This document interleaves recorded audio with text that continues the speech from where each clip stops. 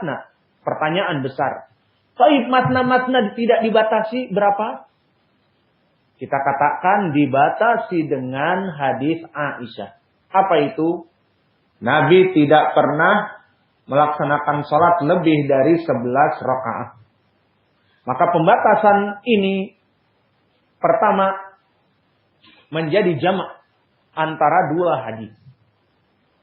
Sehingga inilah menjamak dari dua dalil. Dan ini lebih baik daripada mentarjih. Dan yang kedua, khobar yang memberikan takkid ternyata dari Aisyah. Sahabiah yang paling mengetahui dari Ibnu Umar. Karena Aisyah mengetahui malam-malam Nabi.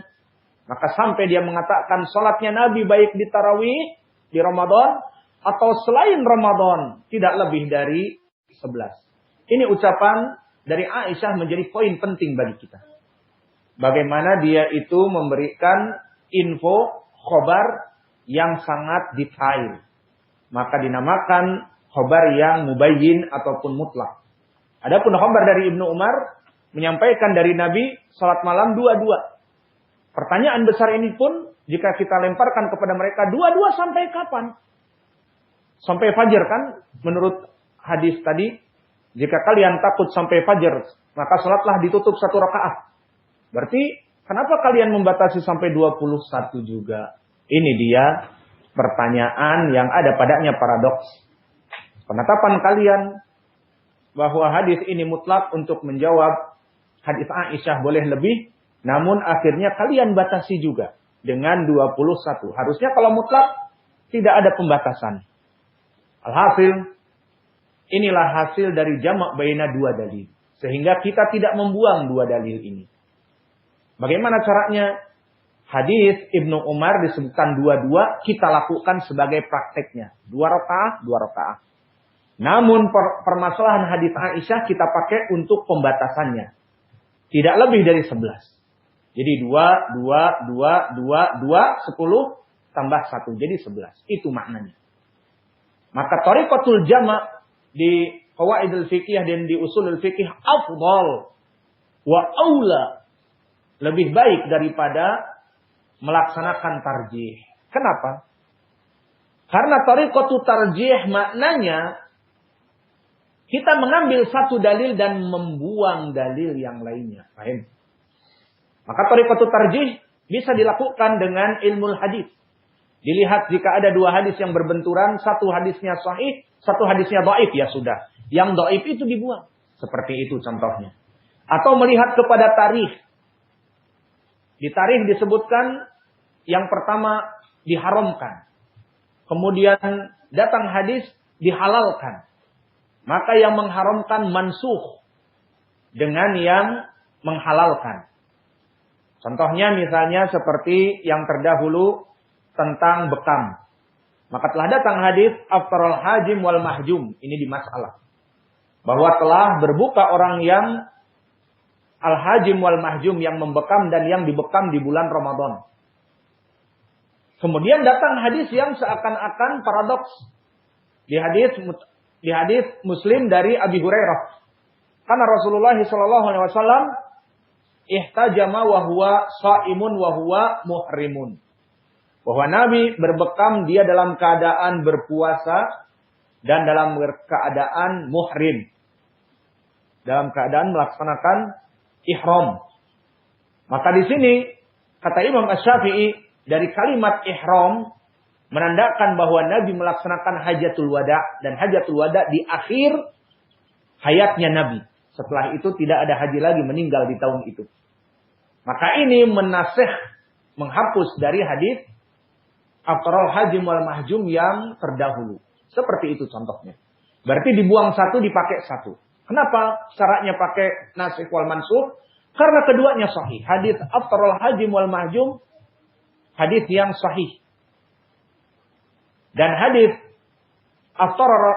hadis ihtajama Rasulullah SAW wa huwa muslim wa huwa muhrimun wa huwa shaimun, hadis diriwayat Muslim. Keduanya tidak bisa kita dhaifkan. Satu dari keduanya tidak bisa kita dhaifkan, namun dibuang di sini karena masuk kepada kaidah tarjih nasikh wal mansukh. Maka di sini barakallahu fikum. Pendapat Imam Malik yang mengatakan bahwa kita melaksanakan yang 11, yang mana hadis Aisyah mentakyid dari hadis kemutlakan Ibnu Umar 22. Sampai kapan 22? Tidak lebih dari 11. Seperti itu. Maka bisa dikatakan juga mujmal mubayyan. Hadis Ibnu Umar mujmal. Masna. Mujmal ila mata. Mubayyan la yazid an dalik an ihda asrata rakaat. Hada afdal minat tarjih. Sekarang kembali kepada ucapan jumhur. Apa ucapan jumhur? Ucapan jumhur mengatakan boleh kita sholat lebih dari 11. Sampai kapan? Akhirnya dibatasi 21 misalnya. Maka kemutlakan ini, jika kita amalkan, saya mau tanya. Mau dikemanakan hadis Aisyah? Hah? Dipakai apa tidak hadis Aisyah? Di sini dibuang. Karena kalau mau dipakai berarti hadis Aisyah mengatakan tidak lebih dari 11. Dan jumhur mengatakan mutlak. Boleh saja orang sholat 21, bahkan 31 dan sebagainya. Terserah, bahkan 100 jika mampu. Itu asal dari kalimat mutlak. Berarti jika kalian dalam prakteknya mengatakan boleh melaksanakan rakaah lebih dari 11, berarti prakteknya kalian membuang hadis Aisyah kan? Mana hadis Aisyah yang mengatakan tidak lebih dari 11? Tidak ada maknanya di sini sama sekali. Berbeda dengan pendapat yang kita rajihkan bahwa ucapan Ibnu Umar kita pakai apa? Masna. Namun masna-masnanya ini sampai kapan dan sampai berapa jumlahnya dimasukkan hadis Aisyah sehingga terjadi sinkronisasi apa? Rakaatnya 22 tetapi dibatasi tidak lebih dari 11 rakaat. Maka menjamak antara hadis Aisyah dengan hadis Ibnu Umar, pendapat Malik dan diikuti Abu Bakar Ibnul Arabi dan diikuti para ulama di zaman sekarang seperti madhab Syekh kami Muqbil dan juga Syekh Al-Albani dan yang lainnya. Maka di sini lebih mendekati kepada dalil karena menjamak. Adapun jumhur mengilzamkan kita melempar hadis Aisyah. Aula. Maka jangan takut, wah jumhur dilawan. Awas, ana udah mengajari kepada antum semua. Jangan taklid. Sedikit-sedikit wah Albani dilawan. Syekh Albani menghasankan hadis dhahaba dhama wa talatil uruq wa sabatal asr wa sabatal ajr insyaallah kok didhaifkan. Iya, karena di sanadnya ada Marwan Ibnu Salim Al-Muqaffi. Wah, Albani dilawan. Bukan masalah Albani, bukan masalah Al-Wadi'i, bukan masalah Ibnu Baz, Ibnu Utsaimin. Awas, sering ana ulang di sini agar kalian tidak masuk kepada taklid. Kita cinta ulama. Mungkin kecintaan saya kepada Syekh Al-Albani lebih daripada kalian yang berkuar-kuar Albani dilawan. Karena saya sering ketabuk kepada kitab beliau dalam pengambilan hukum. Bagaimana pendapat Syekh Albani di sini? Kita ikuti. Jika mengikuti kaidah dan kita katakan di khutbah kita ataupun di kitab kita wasahahu al-Albani. Adapun kalian mungkin tidak tahu mentahrijh hadis dan sebagainya, ngaku-ngakunya wah Albani dilawan. Padahal tidak tahu juga apa yang terjadi pada sanad itu. Apakah kalian tahu yang mengatakan Albani dilawan di sanadnya ada Marwan Ibnu Salim Al-Muqaffi? Apa kata ulama tentang dia? Ibnu Hajar mengatakan dia adalah makbul. Apa tahu maknanya makbul wahai orang yang mengatakan Albani dilawan? Mungkin tidak tahu. Maka dalam permasalahan seperti ini jangan taklid. Awas, jangan taklid. Saya tidak membenci Syekh Albani. Yang mengatakan saya membenci Al-Albani rahimahullah, di hari kiamat saya akan mengadu kepada Allah atas ucapannya. Karena saya sangat mencintainya dan mengambil qawaid ilmu hadis darinya. Namun dengan begitu, apakah kita harus taklid kepadanya? Syekh kami Muqbil, banyak dari perkara-perkara juga yang kita tidak sesuai dengannya. Maka kita katakan Syekh Muqbil berpendapat demikian dan kita berpendapat dengan Syekh Al-Albani kadang-kadang. Namun tidak menyebabkan kita harus bertaklid karena dia syekh kami. Maka permasalahan taklid dibuang. Karena perkara itu tidak baik.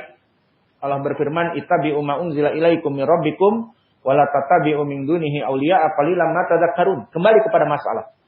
Jumhur ulama, jumhur maknanya kebanyakan dari ulama, mengatakan salat tarawih itu bersifat mutlak. Yang penting 2 rakaah, 2 rakaah. Maka di sini kita akan berbeda pendapat dengan jumhur. Maka awas ada yang jangan mengatakan seperti tadi Al-Albani dilawan dan juga jumhur dilawan oleh kalian. Bukan masalah itu. Kembali kepada dalil. Jumhur sekarang mengilzamkan kita merajihkan ucapan Ibnu Umar mutlak masna-masna. Lalu dikemanakan hadis Aisyah? Apakah kita menutup mata dari hadis Aisyah yang muttafaqun alaih? Yang muttafaqun alaih tidak. Lalu bagaimana? Lebih baik kita menjamak hadis Aisyah sebagai pembatas limited, tidak lebih dari 11 rakaat, dan hadis Ibnu Umar menjelaskan kepada kita salatnya itu 2 kali 2 kali. 2 kali salam, 2 rakaat salam, 2 rakaat salam, seperti itu. Maka inilah yang rajih dari permasalahan pengambilan wajah istidlal dengan dijamak. Maka kita rajihkan ucapan Imam Malik. Kemudian masih ada pendalilan yang lain. Tar dulu. Jangan langsung senang.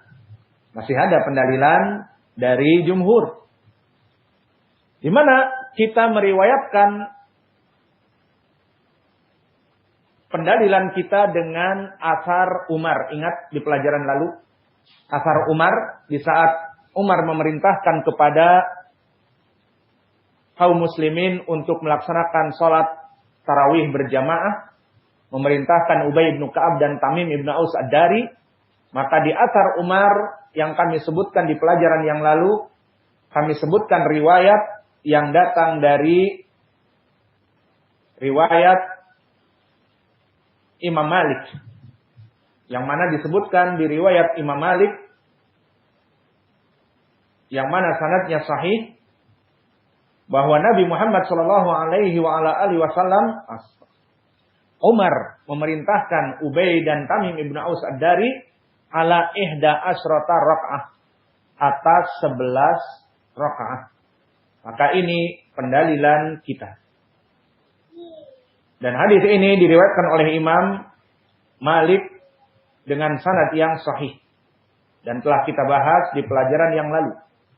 Maka dengan ini pun mereka kelompok jumhur meriwayatkan juga riwayat Umar ibn al-Khattab. Yang mana mereka mengeluarkan riwayat Umar ibn al-Khattab seperti diriwayatkan oleh Abdul Razak Ibnu Hammam As-San'ani dan yang lainnya dari jalan Daud ibnu Qais an Muhammad ibn Yusuf an Sa'ib ibn Yazid radhiyallahu anhu bahwa Umar jama'an nas fi Ramadan ala Ubay ibn Ka'ab wa ala Tamim ibn Aus ad-Dari ala ihda wa isrin rakaah. Bahwa Umar mengumpulkan para sahabat dengan melaksanakan salat 21 rakaat. Faidan kifat 21 rakaat. Tadi kita beristidlal dari pendalilan di Muwatta Malik bahwa Umar mengumpulkan manusia diimami oleh Ubay dan Tamim ibnu Aus ad-Dari ihda asrata rakaah, 11 rakaat. Maka di sini jumhur pun beristidlal dengan asar ini, namun ihda wa isrin rakaah, 21 rakaat.